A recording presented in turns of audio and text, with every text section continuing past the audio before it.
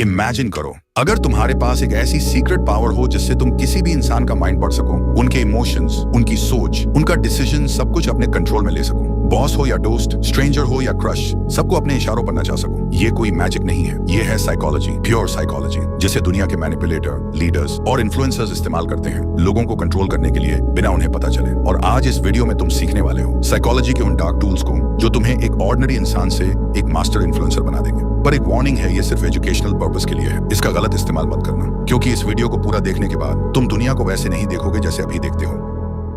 Trick number 5, the revenge trap. इंसान वही चाहता है जिसे करने से उसे मना किया जाए। ये एक सिंपल ट्रूथ है और इसी ट्रूथ का इस्तेमाल करके तुम किसी को भी अपने इशारे पर चला सकते हो बिना फोर्स किए। तुम भी कर सकते हो अगर तुम रिवर्स ट्रैप को समझ गए। लेकिन ये काम करता कैसे है? सोचो, अगर किसी से कहा जाए पीछे मुड़कर मत देखना, तो उसका मन सबसे पहले वही करेगा, पीछे देखने का। ऐसे ही अगर आपको कहा जाए कि इस वीडियो को मत देखना, तो आपका मन एक बार जरूर करेगा उस वीडियो को देखने का और आप क्लिक कर दोगे। यही होता है रिवर्स ट्रैप, ऐसा माइंड गेम जिसमें तुम कुछ कहते नहीं हो डायरेक्टली, लेकिन सामने वाला वही करता है जो तुम चाहते हो। एग्जाम्पल, तुम चाहते हो कि कोई दोस्त तुम्हारा काम करे। अगर सीधा जाकर बोल दोगे भाई ये काम कर देना, तो शायद वो अवॉइड करे या मना कर दे। लेकिन अगर तुम ये बोलो एक काम था पर छोड़ो, मुश्किल है, लगता नहीं तू कर पाएगा, तो उसका ईगो हर्ट होता है और वो तुरंत प्रूव करने लगता है मैं कर सकता हूँ। ये एक माइंड हैक है। तुमने कहा नहीं कर, तुमने कहा मत कर और उसने कर दिया। ये ट्रिक पावरफुल है, डेंजरस भी, और कई बार तो सामने वाले को पता भी नहीं चलता कि उनका डिसीजन उनका था ही नहीं। उस इंपल्स को कंट्रोल करो और तुम बन जाओगे इस गेम के असली master. Trick number 4, master of choice.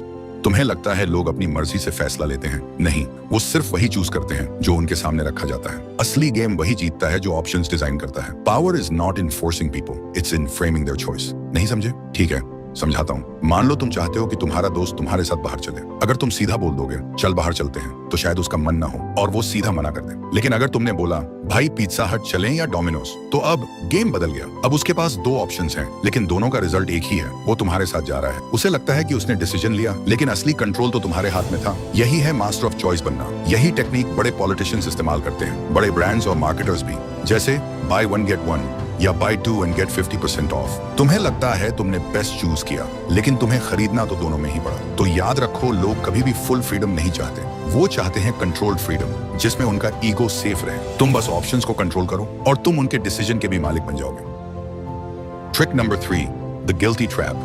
Guilt एक ऐसा इमोशन है जो इंसान को कंट्रोल भी कर सकता है। लोग तब भी रिएक्ट नहीं करते जब उन्हें फोर्स किया जाए, लेकिन जब उन्हें गिल्टी फील होता है तो वो खुद ब खुद झुक जाते हैं। कैसे? मान लो तुम्हारा एक दोस्त तुमसे बार बार मिलने का प्रॉमिस करता है, पर हर बार अवॉइड करता है। अगर तुम जाकर डायरेक्ट बोलोगे तू कभी टाइम ही नहीं निकालता, तो वो और दूरी बना लेगा। लेकिन अगर तुम बस इतना कह दो मैं समझ सकता हूँ, अगर मैं भी इंपॉर्टेंट होता तो शायद तू टाइम निकाल लेता, उसके अंदर गिल्ट जाग जाएगा। अब उसे लगेगा कि उसने तुम्हारे इमोशंस हर्ट किए हैं। वो खुद तुमसे कनेक्ट करेगा, खुद एक्सप्लेन करेगा और खुद माफी मांगेगा। इसका असली मैजिक यही है, तुमने कुछ भी फोर्स नहीं किया, तुमने बस एक इमोशनल मिरर उसके सामने रखा और सामने वाला उसमें अपना गिल्ट देखकर अपने आप बदलने लगता है। Trick number 2, the emotional hijack. इंसान ज्यादातर डिसीजन लॉजिक से नहीं, इमोशन से लेता है, और जिसने किसी के इमोशंस पर कब्जा कर लिया, उसने उसके दिमाग का रिमोट कंट्रोल ले लिया। यही होता है द इमोशनल हाईजैक। एक ऐसा साइकोलॉजिकल मोमेंट जब कोई शॉक, गिल्ट, प्यार या डर के असर में होता है, तो वो डिसीजन उस मोमेंट की फीलिंग के बेस पर लेता है, ना कि रियलिटी के बेस पर। पॉलिटिशियंस जब स्पीच देते हैं तो वो फैक्ट्स नहीं बताते, वो फीलिंग्स जगाते हैं, डर, गुस्सा या गर्व। और जब तुम उनके इमोशन से जुड़ जाते हो तो तुम्हारा वोट उनके फेवर में चला जाता है। इसे कहते हैं इमोशनल हाईजैक करना। 1 सेकंड के इमोशन में इंसान वो फैसला ले लेता है जिसका रिग्रेट उसे बाद में होता है, लेकिन तब तक गेम खत्म हो चुका होता है। तो अगर तुम्हें किसी का दिमाग कंट्रोल करना है, पहले उसका इमोशन कंट्रोल करो। लोग ये नहीं याद रखते कि किसने उन्हें क्या लॉजिक दिया, वो ये याद रखते हैं कि किसने उन्हें कैसा फील करवाया। Trick number 1, the power of silence.